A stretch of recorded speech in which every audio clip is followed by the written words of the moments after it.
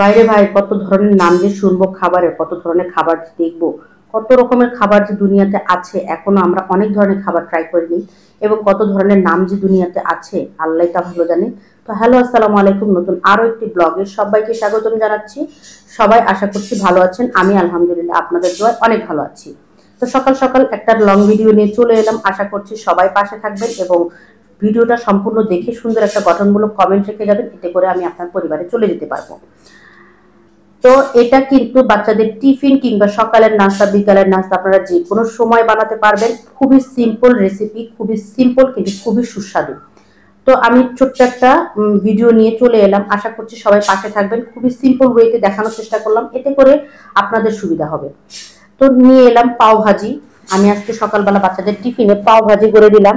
Indian যে পাও ভাজির নাম আপনারা শুনে থাকেন, সেই পাও ভাজি আজকে করবো খুবই সিম্পল ওয়েতে। আপনারা চাইলে মশলা অ্যাড করতে পারেন, ইচ্ছা করলে মশলা নাও অ্যাড করতে পারেন। যেহেতু তারা টিফিন নিয়ে যাবে, বাচ্চারা লং টাইম স্কুলে থাকবে, সেজন্য আমি আর তাদেরকে মশলা দিয়ে এটা বানিয়ে দিলাম না, একদম সিম্পল ওয়েতে বানিয়ে দিলাম। একদমই সহজ, আপনারা যে কেউ বানাতে পারবেন। শুধুমাত্র আমরা যেভাবে ডিমটা ভাজি করে ওইভাবে ডিমটাকে ফেটিয়ে নেবেন। আমি প্রথমে পেঁয়াজ কুচি, মরিচ কুচি এবং লবণ দিয়ে মশলাটাকে ভালো করে মাখিয়ে দেন 4টা ডিম নিয়েছি। আপনাদের যে কয়টা ডিম দরকার পড়বে, আপনারা যে অনুযায়ী বানাবেন সেই কয়টা ডিম আপনারা নেবেন, নিয়ে আপনাদের পরিমাণ মতো করে ডিমটা ফেটিয়ে নেবেন। তো আমি 4টা ডিম নিয়ে এখানে ফেটিয়ে নিয়েছি, সুন্দর করে ফেটিয়ে দেন আমি চুলাতে চলে গেছি। কড়াইয়ে ফ্রাই প্যানে তেল গরম করে এখানে আমি চামচ দিয়ে ডিমটাকে ঢেলে দিয়ে তার উপর একটা ব্রেড দিয়ে দিলাম। তো ব্রেডটাকে সুন্দর করে এই পাশ ও পাশ সুন্দর করে ভেজে নিতে হবে। সুন্দর করে ভেজে নেওয়ার ফলে এটার একটা সুন্দর একটা ফ্লেভার ছড়াবে। আপনারা যদি এখানে গোলমরিচের গুঁড়া দেন খুবই ভালো লাগবে। আমার যেটা মনে ছিল না, আমি দিতে পারিনি, আমি খুবই তাড়াহুড়ো করে টিফিনটা বানিয়েছি।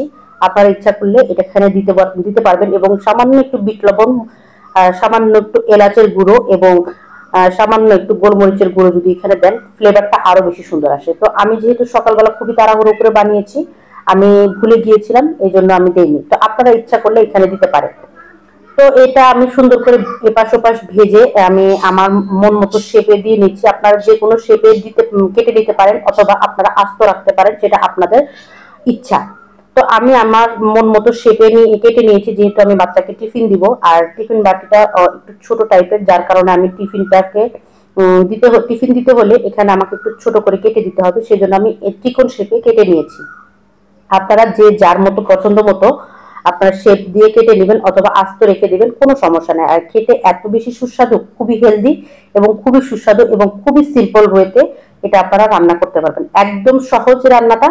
কার কার ভালো লেগেছে অবশ্যই কমেন্টে জানাবেন। আর একবার হলেও বাসায় রান্না করে দেখবেন, বানিয়ে দেখবেন, সকাল অথবা বিকালের নাস্তা। খুবই পারফেক্ট একটা নাস্তা। আশা করছি সবার ভালো লেগেছে। ভিডিওটি যদি ভালো লেগে থাকে লাইক, কমেন্ট, শেয়ার দিয়ে পাশে থাকবেন এবং পেজটি ফলো করে পাশে থাকবেন। আসসালামু আলাইকুম।